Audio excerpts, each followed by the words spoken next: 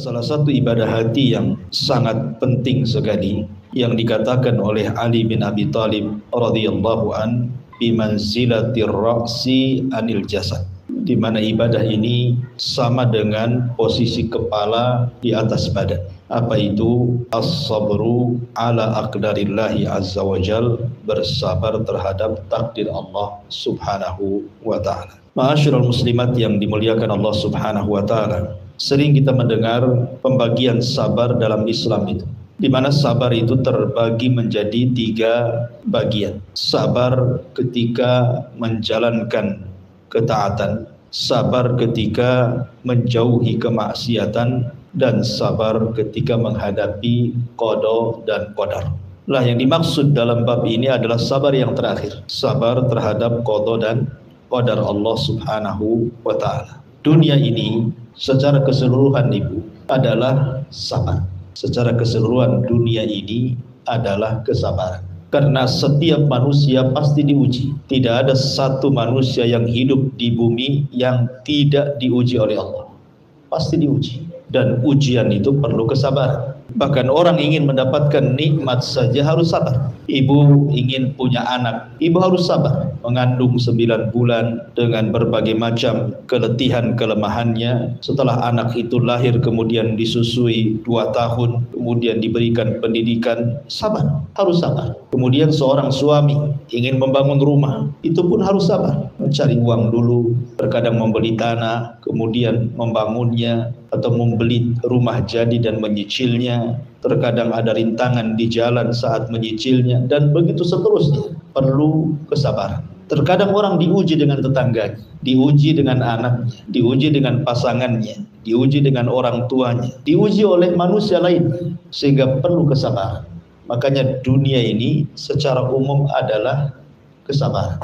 Makanya saya teringat dengan perkataan Imam Ghazali rahimahullahu ta'ala, bahwa anak panah itu tidak mungkin bisa melesat kecuali dari busur yang bengkok. Kalau busur itu lurus, tidak akan melesatkan anak panah. Apa yang dimaksud perkataan Imam Ghazali di sini? Manusia itu tidak mungkin melesat masuk ke dalam surga kecuali terkadang dibengkokkan dulu kehidupannya. Maksudnya diuji dulu kehidupannya. Karena ada tingkatan-tingkatan surga itu yang tidak bisa diraih dengan sholat, tidak bisa diraih dengan puasa, tidak bisa diraih dengan sedekah dan ibadah-ibadah yang lainnya, dan hanya bisa diraih dengan kesabaran. Makanya kenapa kemudian sabar ini tingkatan ibadah yang paling tinggi, karena juga pahalanya tanpa batas. Di mana Allah subhanahu wa ta'ala mengatakan, innama yuwaffas sabiruna ajrahum bighairi hisab. Sesungguhnya Allah akan membalas orang-orang yang sabar itu dengan pahala tanpa batas. Ma'asyiral muslimat yang dimuliakan Allah subhanahu wa ta'ala, akan tetapi kalau kita melihat kondisi manusia, saya, ibu atau siapapun, apabila diuji oleh Allah subhanahu wa ta'ala dengan sebuah ujian, maka manusia dengan ujian itu ada 4 tingkatan. Semua manusia seperti itu. Manusia di depan ujian itu ada 4 tingkatan. Tingkatan yang pertama, dan ini yang paling buruk, dia tidak bersabar dan tidak redha. Dia tidak bersabar dan tidak redha. Terkadang kemudian dimunculkan dengan kata-kata, dengan celaan, mencela Allah subhanahu wa ta'ala, mencela manusia, mencela kehidupannya, karena dia tidak sabar dan tidak redha. Sehingga terkadang kemudian mulutnya mengucapkan kalimat-kalimat yang menolak takdir Allah subhanahu wa ta'ala. Kenapa saya terus yang sakit, kenapa dia tidak? Kenapa saya terus yang bangkrut, kenapa dia tidak? Kenapa anak saya terus yang seperti ini, kenapa anak orang tidak? Dan begitu seterusnya. Ini tingkatan yang pertama. Dan ini seburuk-buruknya manusia, karena telah suudzon kepada Allah subhanahu wa ta'ala. Orang ini tidak paham bahwa kehidupan kita ini sudah diarahkan oleh Allah subhanahu wa ta'ala. Allah tahu yang terbaik bagi kita. Kan Allah yang menciptakan kita, Allah yang memberikan rizki kepada kita, dan Allah sudah mengatur kehidupan kita, mulai dari ajalnya, kemudian rizkinya, hidupnya, bahagianya, celakanya, kan sudah diatur. Dan Allah memberikan terbaik kepada kita. Tapi orang ini ketika diuji oleh Allah subhanahu wa ta'ala yang merupakan jalan hidupnya, dia pun kemudian menolak takdir, dan menyalahkan Allah serta ngamuk-ngamuk lisannya. Ini tingkatan yang pertama. Tingkatan yang kedua, dia sabar, tetapi dia tidak redha. Dia sabar, tetapi tidak redha. Maksudnya, dia diam saja. Dia berusaha untuk sabar. Memang dia tidak mencela orang, dia tidak mencela Allah, dia tidak mencela dengan lisannya siapapun, tetapi hatinya tidak redha dengan ujian itu. Jadi kalau seandainya tersentuh nih dengan ucapan orang tentang musibah yang dialaminya, keluar semua unek-uneknya. Tapi kalau tidak disentuh, dia diam saja. Tapi kalau disenggol, dia baru cerita semuanya. Ini orang yang sabar tapi tidak redha. Kondisi yang kedua ini tentu lebih rendah dibandingkan yang pertama. Kemudian yang ketiga, dia sabar dan dia redha. Dan ini adalah orang yang paling baik. Ketika diberikan ujian oleh Allah Subhanahu wa taala, dia sabar. Dia tahu ini datang dari Allah dan akan kembali kepada Allah Subhanahu wa taala, dan dia redha. Hatinya ikhlas dengan musibah yang Allah timpakan kepadanya. Dan tingkatan yang paling tinggi dari yang ketiga ini bukan hanya sekedar sabar, bukan hanya sekedar redha, tapi dia pun mengucapkan alhamdulillah. Maksudnya ucapan alhamdulillah di sini mengingat nikmat yang masih ada. Jadi dia bersyukur dengan nikmat yang masih ada, dan dia pun redha serta bersabar. Seperti yang terjadi kepada seorang salaf, seorang tabi'in namanya Urwah ibn Zubair radhiyallahu anhu. Jadi Urwah ini suatu ketika terkena penyakit ya, semacam gula mungkin ya, bahasa kitanya diabetes, yang mengakibatkan kakinya harus diamputasi. Di zaman itu untuk mengamputasi itu kan tidak mudah, Bu, karena tidak ada alat-alat dan perobatan seperti sekarang. Ada biusnya, ada obat lukanya, dan begitu seterusnya. Hanya satu jalan untuk mengurangi rasa sakit dengan cara minum khamar, supaya dia mabuk, kemudian lupa, dan mengurangi rasa sakitnya. Tapi Urwah ini bersabar dengan penyakitnya dan mengatakan, tidak mungkin kau potong kakiku sementara saya mabuk. Bagaimana kalau seandainya aku meninggal dan aku sedang mabuk? Sebaiknya kau potong saat diriku sedang sholat. Subhanallah, lihat. Padahal sebenarnya kalaupun dia minum khamr saat itu, kan tidak ada masalah. Karena kan kondisinya darurat, Bu. Ad-daruratu tubihul mahdurat. Terkadang perkara-perkara yang haram itu dibolehkan saat darurat kan. Tapi Urwah ini kan tidak mau. Dia tetap mengatakan, bagaimana kalau seandainya kau potong kakiku kemudian aku mati sementara aku sedang mabuk, katanya. Tidak, potonglah, aku sedang sholat. Akhirnya kemudian Urwah pun sholat. Ketika sedang sholat itulah kemudian dia dipotong kakinya, dan dia merasakan juga sakit. Akhirnya dia pingsan. Kemudian setelah pingsan, dia pun siuman. Ketika siuman, tiba-tiba dihabarkan kepadanya salah satu putranya meninggal dunia. Subhanallah, dua musibah berturut-turut. Pertama, kakinya sudah putus. Yang kedua, dihabarkan anaknya meninggal, anak kesayangannya. Tetapi kemudian Urwah hanya mengatakan, Allahumma lakal hamdu, Allahumma lakal hamdu. Ya Allah, pujian itu hanya milik. Kemudian dokter ini yang menangani Urwah ini mengatakan, ya Urwah, kenapa engkau mengatakan seperti itu? Maka Urwah mengatakan, tidakkah kau lihat Allah Subhanahu wa ta'ala telah memberikan kepadaku 4 anggota badan dalam badan, 2 tangan dan 2 kaki. kakiku hilang satu, aku masih memiliki 3 anggota badan. Bukankah aku memiliki 7 putra? Ketika Allah Subhanahu wa taala ambil satu, masih ada 6 putra lagi. Allahumma lakal hamdu. Ya Allah, hanya kepadamu lah kami memuji. Subhanallah. Inilah tingkatan sabar, tingkatan redha yang diiringi dengan pujian kepada Allah Subhanahu wa taala. Itulah tingkatan sabar yang luar biasa.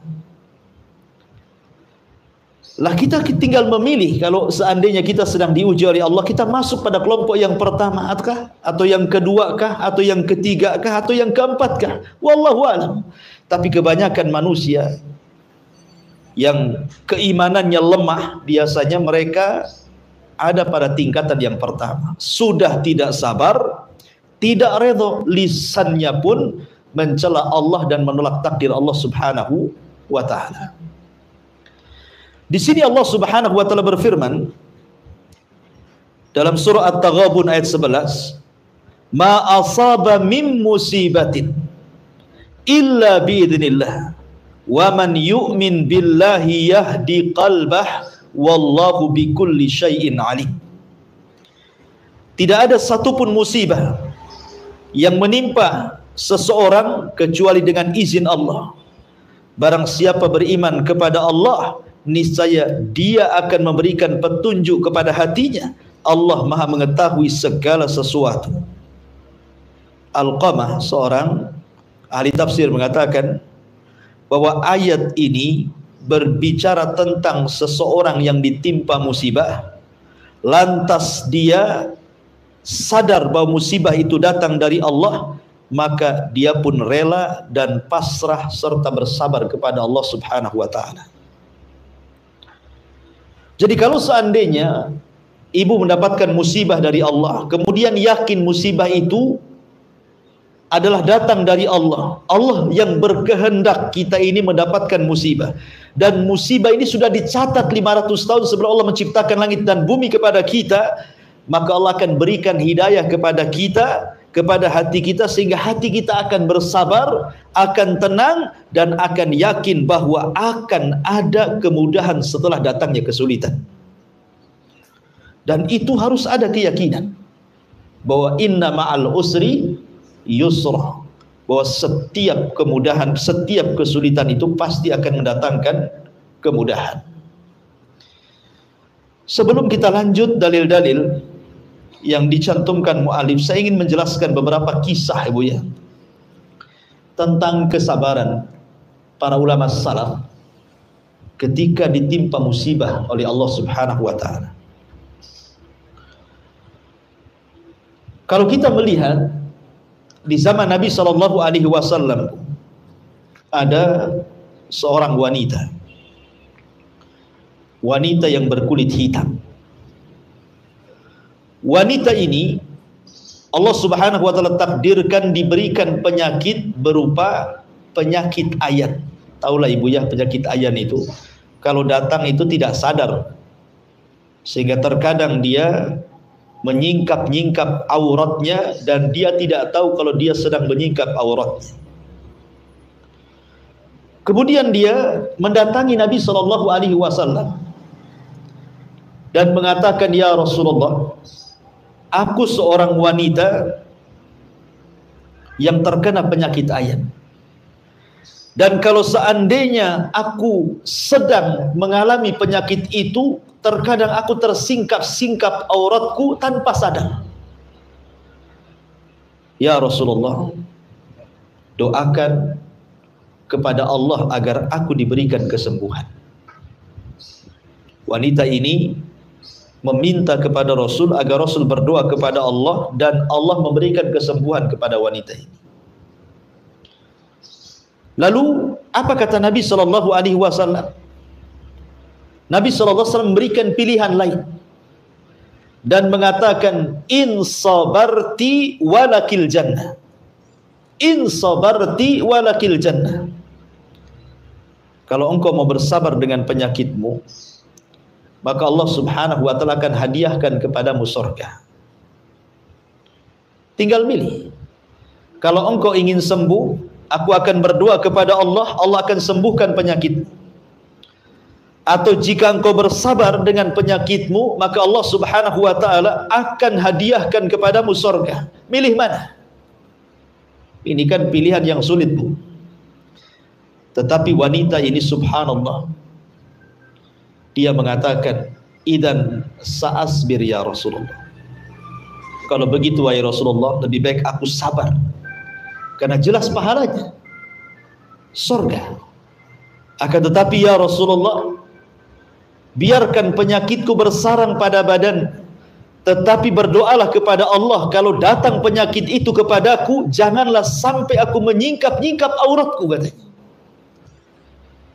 Lihat bagaimana kesabaran wanita ini. Dia memilih surga walaupun dia harus di atas penyakitnya. Begitulah pelajaran ulama salaf dulu. Karena begini, Bu, Allah subhanahu wa ta'ala ketika berfirman di dalam Al-Quran tentang pentingnya seseorang itu bersabar, apa kata Allah subhanahu wa ta'ala? Wa basyiri sabirin alladzina idza asabatkum musibah qalu inna lillahi wa inna ilaihi rajiun. Wa basyiris sabirin, beri kabar gembira kepada siapa? Kepada orang-orang yang sabar. Sabar itu dikatakan sabar, bukan setelah ibu lupa tentang musibah, bukan itu. Kebanyakan orang sabar itu kalau sudah lupa dengan musibah. Mungkin dengan berjalannya waktu, Bu, ya. Mungkin salah seorang dari kita ada yang ditinggal mati oleh orang yang dicintainya, entah pasangannya, entah anaknya, entah orang tuanya, atau siapapun lah yang kita cintai. Terkadang baru kita sabar itu kalau sudah berlalunya waktu, sudah sedikit melupakan, baru kita mau sabar. Bukan itu. Sabar itu bukan setelah lupa akan musibah. Dahulu di zaman Nabi Shallallahu Alaihi Wasallam ada seorang ibu meninggal, salah satu putrinya meninggal, dan itu putri si mata wayangnya meninggal dunia.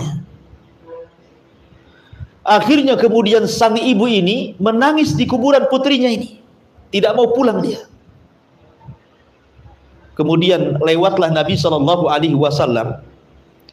Kata Nabi Shallallahu Alaihi Wasallam, ya fulanah ittaqillah, wahai fulanah, bertakwalah kepada Allah, wasbiri, dan bersabarlah. Wanita ini tiba-tiba menjawab tanpa melihat wajah siapa yang menegurnya. Tiba-tiba wanita ini mengatakan kepada Nabi Shallallahu Alaihi Wasallam, ya, kau bisa mengatakan seperti itu karena musibah itu tidak bisa menimpa. Kau bisa mengatakan seperti itu dengan mudahnya karena musibah itu tidak menimpa. Kan memang begitu, Bu, ya, umumnya manusia kan gitu ya. Ibu dapat musibah hari ini, kemudian dinasihati kawannya yang sabar. Pasti jawaban ibu apa? Iya, kau bisa ngomong sabar sama saya, kok kan nggak merasakan. Nah, kan begitu ya umumnya orang itu kalau dinasihati pasti ngomong begitu tuh, karena dia yang merasakan musibah kan. Orang kan nggak merasakan, orang hanya bisa menasihati yang sabar, yang sabar. Ya jawaban kita, iya, kau bisa saja ngomong begitu, sabar enak kali. Bukankah yang kena musibah saya? Lah wanita ini ngomong begitu kepada Nabi. Tapi Nabi Shallallahu Alaihi Wasallam ini bukan tempat berdebat. Nabi tahu orang ini sedang dirundung musibah, ditinggalkan sama Nabi.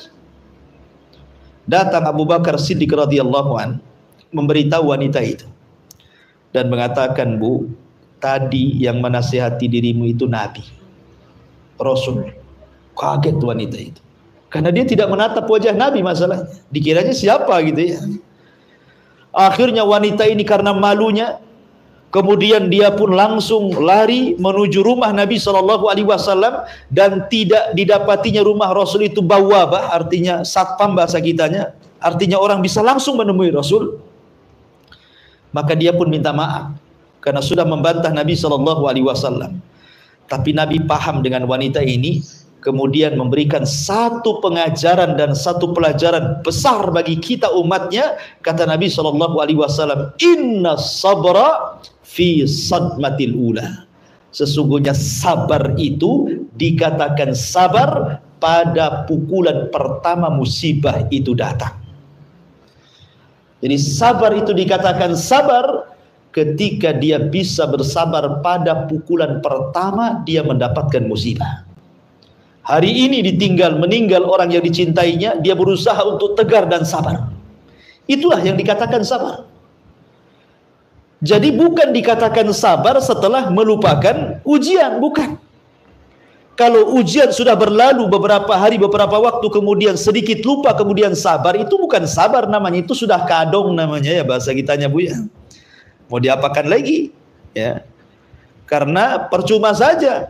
Orang teriak-teriak menolak takdir pun gak mungkin menghidupkan orang mati. Percuma saja orang kemudian mencela-cela pun tidak menjadikan musibah itu kembali seperti semula, kan begitu. Jadi nggak ada manfaatnya orang yang kemudian mereka tasakhut, marah-marah dengan takdir, marah-marah dengan Allah, nggak ada gunanya, karena tidak bisa membalikkan yang sudah ada. Makanya Nabi Shallallahu Alaihi Wasallam mengatakan, Inna sabra fi sadmatil ula. Kesabaran itu pada pukulan pertama. Ma'asyiral muslimat yang dimuliakan Allah Azza wa Jalla. Ada satu kisah yang menarik. Ada seorang ulama bahasa di zaman itu, di zaman salaf, namanya Al-Asma'i rahimahullahu ta'ala. Ulama bahasa. Ma'ruf kalau kita belajar nahwu ataupun belajar bahasa Arab, sering menukilkan perkataan Imam Al-Asma'i.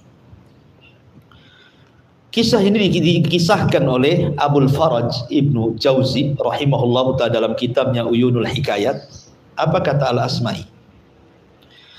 Dia mengatakan, kharajtu ana wa sadiq li ila al-badiyah. Suatu ketika aku keluar, kata Al-Asma'i ini, bersama kawanku menuju al-badiyah, sebuah tempat di pedesaan untuk thalabul ilmi tentunya. Rupanya kemudian Al-Asma'i ini kehabisan bekal bersama temannya ini. Kemudian dia pun berusaha mencari orang yang bisa jadikan singgah untuk bertamu. Boleh jadi mungkin ada air susu kambing atau ada makanan, karena kehabisan bekal. Fa idza nahnu bi khaymatin an yaminit tariq. Tiba-tiba kata Al-Asma'i, aku melihat ada sebuah tenda di tengah padang pasir, dan aku pun senang. Boleh jadi aku bisa datang meminta minum ataupun makanan di situ. Ketika dia pun mengucapkan salam, rupanya yang menjawab salam di dalam tenda itu seorang wanita yang sudah tua. Seorang wanita yang sudah tua menjawab salamnya Al-Asma'i di dalam tenda itu. Kemudian wanita ini bertanya, "Ma antum, siapa kalian?" Maka Al-Asma'i mengatakan, "Qaumun dhalun anit tariq atainakum fa ansana bikum." Kami kaum yang tersesat dari jalan. Kami membutuhkan bekal sehingga datang kepada kalian. Maka wanita ini mengatakan, "Ijlisu alaihi ila an ya'tiya ibni." Bisa enggak kalian tunggu sebentar sampai datang putraku? Nanti kalau datang putraku, dia yang akan memerahkan air susu dari kambing dan akan menyembelih seekor kambing dan akan dimasakkan untuk kalian. Maka Al-Asma'i pun kemudian menunggu sampai datang anak dari ibu tua ini. Ketika sudah agak lama Al-Asma'i ini duduk, tiba-tiba dari kejauhan ada dua ekor unta. Yang satu ditunggangi, yang satu tidak ditunggangi. Kemudian makin mendekat.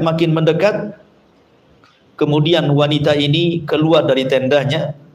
Tiba-tiba Orang yang menunggang unta dan yang membawa unta tanpa penunggang ini mengatakan, ya Umma Aqil, a'zamallahu ajraki fi Ukailin, katanya. Wahai Ummu Ukail, wahai Ummu Aqil atau Ukail, semoga Allah memberikan pahala yang sangat besar untukmu karena musibah yang menimpa Ukail anakmu.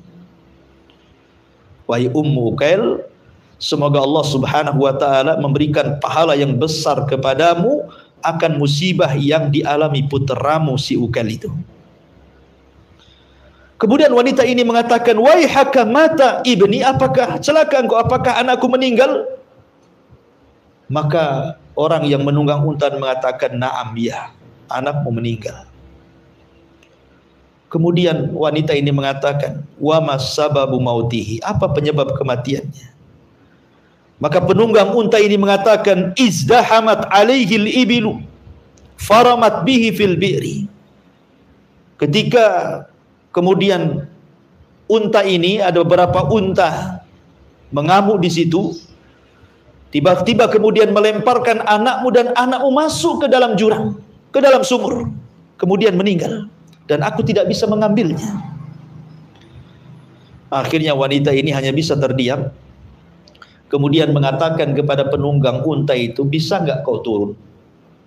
Ada tamu di depan. Kau sembelihlah seekor kambing, kau perahkan susunya, berikanlah kepada tamuku di depan. Subhanallah. Wanita ini, wanita tua yang salehah ini, masih memikirkan tamunya di saat dia mendengar seolah-olah ada petir di siang hari bolong menjelaskan dan menghabarkan kematian putranya. Kemudian setelah orang ini turun menyembelih kambing, kemudian dimasakkan oleh wanita salehah ini, kemudian dihidangkan kepada Al-Asma'i. Setelah dihidangkan kepada Al-Asma'i, Al-Asma'i juga bingung, kenapa wanita ini bisa sesabar ini? Kemudian kata wanita ini, setelah kemudian semua kenyang makan, kata ibu ini, wahai anakku, maksudnya kepada tamu Al-Asma ini, saya lihat di antara kalian ada yang bisa menghafal Quran. Bisa nggak bacakan kepadaku satu ayat dalam Al-Quran? Maka Al-Asma'i mengatakan, bisa.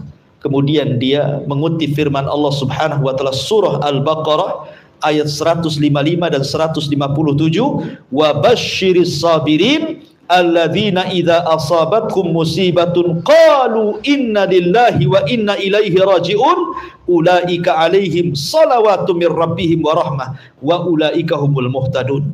Beri kabar gembira kepada orang-orang yang sabar, orang-orang yang ditimpa, apabila ditimpa musibah kepada mereka, mereka mengatakan inna lillahi wa inna ilaihi rajiun. Wanita ini mengatakan, Allah innahala fi kitabillahi hakada, demi Allah memang harusnya seperti itu, memang harusnya seperti itu. Kemudian wanita ini mengatakan inna lillahi wa inna ilaihi rajiun indallahi ahtasibu ukailan. Dia mengatakan, hanyalah milik Allah dan akan kembali kepada Allah. Aku hanya mengharap pahala kepadamu ya Rabb karena kematian putraku. Kemudian wanita ini sholat. Kemudian ketika sholat pun Allah Subhanahu wa ta'ala takdirkan dia meninggal dunia. Kata Al-Asma'i, subhanallah, aku tidak pernah melihat seorang wanita sesabar wanita itu. Lihat bagaimana kisah wanita yang luar biasa ini. Ya. Dan ini contoh bagi kita kan, bagaimana kesabaran orang-orang dulu. Karena begini Bu, kalau orang itu berdoa kepada Allah Subhanahu wa ta'ala, minta pahala akan kesabaran kita, minta ganti apa yang sudah hilang dari kita, ibu harus yakin Allah yang memberikan ujian, Allah yang akan memberikan pahala kepada ujian tersebut. Allah yang mencabut kenikmatan kita, Allah juga yang akan menggantikan kenikmatannya kok. Bahkan terkadang Allah akan ganti yang jauh lebih baik lagi. Contoh, di zaman para sahabat ada seorang wanita namanya Ummu Sulaim. Ummu Salamah. Itu lain ceritanya. Ummu Sulaim juga sama ceritanya, tentang musibah kematian putranya. Tapi yang ingin saya ceritakan adalah kisahnya Ummu Salamah. Ummu Salamah ini menikah dengan Abu Salamah, dan itu sahabat yang awal-awal masuk Islam tuh. Ya. Kesabarannya luar biasa Ummu Salamah ini. Jadi Allah takdirkan ketika mereka hijrah ke Habasyah, kemudian menyusul hijrah ke kota Madinah, kemudian terjadi perang Badar dan perang Uhud. Suaminya terluka di perang Uhud, kemudian mengakibatkan meninggal dunia. Dan Ummu Salamah, tidak ada laki-laki yang jauh lebih dicintai dibandingkan Abu Salamah. Nabi SAW bertakziah kepada Ummu Salamah, kemudian memberikan nasihat dan mengatakan, ya Ummu Salamah, quli, katakan, Allahumma jurni fi musibati wa khluf li khairan min zawji. Katakan ya Ummu Salamah, katakan kepada Allah, berikan pahala atas musibah yang menimpaku, dan gantikanlah Abu Salamah dengan ganti yang jauh lebih baik lagi. Awalnya Ummu Salamah tidak mengucapkannya, tapi Rasul mengatakan, sudah, ucapkan saja, ini doa baik. Maka Ummu Salamah mengucapkan dua kalimat ini, ya Allah, berikan pahala akan musibah yang menimpaku, dan gantikan Abu Salamah dengan manusia yang jauh lebih baik lagi. Selang beberapa waktu, akhirnya Rasul pun melamar Ummu Salamah. Subhanallah, Allah ganti yang lebih baik lagi. Terkadang meninggalkan sesuatu karena Allah itu Allah akan ganti dengan sesuatu yang jauh lebih baik lagi, kan? Karena hadis Rasul mengatakan, man taraka syai'an lillah awadallahu khairan minhu. Barang siapa yang meninggalkan sesuatu karena Allah, pasti Allah akan ganti sesuatu itu dengan yang jauh lebih baik lagi. Itu berkat kesabaran. Yakin bahwa kalau seandainya kita ditimpa musibah nih, mungkin usaha kita gulung tikar, mungkin kita sakit, mungkin kita ini, kita itu. Kalau kita berdoa kepada Allah agar kita mendapatkan pahala dari musibah yang diderita kita, kemudian kita minta kepada Allah gantinya, saya yakin Bu, Allah pasti akan mengganti dengan sesuatu yang jauh lebih baik lagi, tidak di dunia, di akhirat. Ya. Maka di sini mu'alif rahimahullah ta'ala mengatakan, ma asaba min musibatin illa biidznillah. Tidak ada satu musibah pun yang menimpa seseorang kecuali karena izin Allah subhanahu wa ta'ala. Kemudian juga riwayat dalam Sahih Muslim dari Abu Hurairah radhiyallahu an, Nabi SAW bersabda, "Itsnatani fin nasi huma bihim kufrun at-ta'nu fin nasabi wan niyahatu 'alal mayyit." Dua perkara yang masih dikerjakan orang padahal kedua-duanya adalah kekafiran. Satu, mencela nasab orang lain, yang kedua meratapi orang yang telah meninggal. Dan Imam Bukhari Muslim meriwayatkan secara marfu dari Abdullah ibn Mas'ud radhiyallahu anhum, laisa minna man darabal khudud wa syaqqal juyub wa da'a bid'wal jahiliyah. Tidaklah termasuk golongan kami, kata Rasulullah, ketika ditimpa musibah mereka memukul-mukul pipi, merobek-robek kerah baju, atau menyeru-nyeru seperti seruan orang-orang jahiliyah. Di sini mu'alif ingin mencontohkan kepada kita tentang orang-orang yang tidak sabar dengan takdir. Orang yang tidak sabar dengan qada dan qadar Allah subhanahu wa ta'ala. Siapa mereka? Salah satunya adalah orang yang niyahatu alal mayyit, meratap dan meraung karena kematian.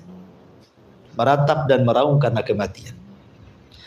Tetapi perlu dibedakan Bu, kalau menangis tidak masalah. Menangis karena kematian itu tidak ada masalah. Nabi saja ketika meninggal putranya Ibrahim, putra Maria Kibtiyah, menangis. Sampai Abdurrahman ibn Auf bertanya soal tangisan Nabi SAW, dan Nabi SAW mengatakan, ya Abdurrahman, ini adalah tangisan rahmat. Enggak masalah. Orang menangis itu manusiawi. Ya. Atau saat Nabi SAW meninggal dunia, Fatimah menangis. Kemudian mengatakan, apakah kalian tega setelah Nabi SAW meninggal dunia, kemudian kalian menguburkan jasad Nabi kalian dengan tanah? Kemudian Fatimah menangis. Dan para sahabat menangis saat meninggalnya Nabi SAW. Menangis saat musibah itu tidak ada masalah, itu manusiawi. Yang tidak boleh itu bukan menangis, ya, yang tidak boleh itu meratap. Tangisan yang menunjukkan bahwa dia sedang meratap, dengan mencukur-cukur rambut, berguling-guling, berteriak-teriak gitu Bu ya. ya, menyobek-nyobek, mencela-cela, mencaci-caci, memaki-maki, itu yang tidak boleh. Kalau menangis saja tidak ada masalah. Karena manusia itu ya ada sifat sedihnya. Kadang menangis, kadang tertawa, kadang sedih, kadang senang. Itu sifat manusia. Tetapi yang tidak boleh itu kalau sudah niyah, meraung-raung, menyobek-nyobek, menggunting rambut, berteriak-teriak, itu tidak boleh. Ya, tidak boleh. Itu namanya tidak sabar dengan qada dan qadar. Tidak sabar dengan takdir Allah Subhanahu wa taala. Kemudian mu'allif rahimahullah ta'ala juga mencantumkan beberapa riwayat dari Anas bin Malik radhiyallahu an menuturkan bahwa Rasul bersabda, "Idza aradallahu bi 'abdihi khairan ajjala lahul uqubata fid dunya wa idza arada bi 'abdihi syarra amsaka anhu bi dzambihi hatta yuwafiya bihi yaumal qiyamah." Jika Allah menginginkan kebaikan bagi hambanya, maka dia akan menyegerakan siksanya di dunia. Akan tetapi jika dia menginginkan kejelekan bagi hambanya, maka dia akan menunda siksaannya sampai dia membalasnya pada hari kiamat. Dan Rasul pun bersabda, "Inna idhamal jaza ma idhamil bala wa inna Allah ta'ala idza ahabba qauman ibtalahum faman radiya falahu ridha wa man sakhita falahu sukhtu." Sesungguhnya besarnya balasan itu setimpal dengan besarnya cobaan. Jika Allah mencintai sekelompok orang, maka dia akan menguji mereka. Barang siapa di antara mereka redha, maka Allah pun redha dengan mereka, dan barang siapa yang murka, maka Allah pun murka dengan mereka. Artinya begini, Bu. Ujian ini jangan kemudian kita sangkakan ini azab dari Allah. Bukan. Karena banyak orang yang ditimpa oleh Allah sebuah ujian dan musibah, seolah-olah dia menyangka bahwa ujian dan musibah itu adalah azab dari Allah Subhanahu wa taala. Tidak. Ya, jangan sampai ja'ala fitnatan nas ka adzabillah, menjadikan fitnah manusia seperti azab dari Allah Subhanahu wa taala. Tidak boleh. Ya, dengan kemudian mengatakan, "Ya Rabb, kenapa mesti saya yang kau terus uji? Kenapa mesti anak saya yang kau terus uji? Kenapa mesti usaha saya yang terus kau uji?" Dan begitu seterusnya. Seolah-olah ujian itu azab bagi dia. Bukan. Karena terkadang Allah itu kalau hendak berbuat baik kepada hambanya, maka Allah akan segerakan hukumannya di dunia. Ya, karena tidak mungkin kemudian orang itu akan ditimpakan perasaan dua takut di dunia dan di akhirat. Kalau orang dia merasa takut di dunia, maka akan aman di akhirat. Kalau dia merasa aman di dunia, dia akan takut di akhirat. Ya. Jadi ketika Allah Subhanahu wa taala kemudian menakut-nakuti dia di dunia dengan musibah gitu ya, maka jangan perlu takut. Anggaplah ini ujian itu untuk menggembleng kita, bahwa kita tidak mungkin masuk surga dengan mudah kecuali dengan adanya ujian, dan adanya ujian itulah muncul kesabaran. Lihat firman Allah Subhanahu wa taala, Bu. Allah mengatakan apa? "Wasari'u ila maghfiratin mir rabbikum wa jannatin arduhas samawat wal ard uiddat lil muttaqin." Wasari'u, bersegeralah kalian, ila maghfiratin mir rabbikum, kepada ampunan dari Rabb kalian. Kenapa? Karena sorga yang luasnya selangit dan bumi itu diperuntukkan untuk orang-orang yang bertakwa. Pertanyaannya, lihat bagaimana Allah menyediakan sorga luasnya selangit dan sebumi untuk siapa? Untuk orang yang bertakwa. Siapa orang yang bertakwa ini? Allah katakan, alladzina yunfikuna fis sarra'i wadh dharra wal kadhiminal ghaid wal afina 'anil nas. Orang-orang yang bisa menafkahkan dengan hartanya dalam kondisi sarra wa dharra, baik dalam kondisi senang ataupun sulit, dia tetap menginfakkan hartanya. Tetapi tidak cukup sampai di sini. Ya Rabb, saya tidak bisa berinfak untuk meraih sorga yang seluas selangit dan sebumi. Maka ada yang keduanya. Apa itu? Wal kadhiminal ghaid, dan berusaha untuk sabar, ya, menyembunyikan kemarahan. Artinya sabar. Dicaci ya sabar, dimaki ya sabar, difitnah ya sabar, dibuli ya sabar, ngomong tentang apa saja soal ibu-ibu sabar. Pokoknya sabar, ya. Ya, artinya sabar itu wal kadhiminal ghaid. Tapi cukupkah? Tidak. Wal afina anin nas, supaya kita jangan menaruh dendam. Maafkan manusia yang sudah menyakiti kita, maafkan mereka. Supaya jangan menaruh dendam gitu ya. Lihat bagaimana akhlak sabar ini adalah satu-satunya jalan untuk mendapatkan sorga yang luasnya selangit dan sebumi. Luar biasa, Bu. Makanya di sini Allah mengatakan, Rasul mengatakan, inna idhamal jazama idhamil bala. Besarnya balasan itu disesuaikan dengan besarnya ujian dan cobaan. Makanya para ulama mengatakan kalau kita diuji itu supaya agak tenang hatinya, satu, Bu, berjalanlah dengan takdir Allah.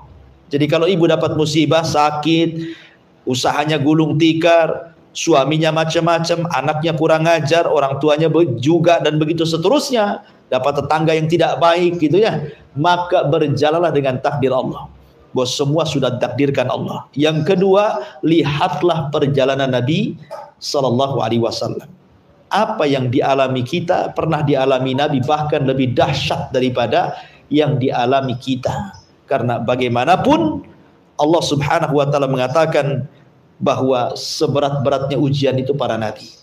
Tapi lihat bagaimana di sini bahwa tanda kecintaan Allah kepada hambanya ketika Allah menguji hambanya, dan ketika hambanya bersabar, kemudian redha dan senantiasa bersyukur kepada Allah Subhanahu wa taala. Inilah diantara penjelasan bab yang ke-35, sabar terhadap takdir Allah Subhanahu wa taala.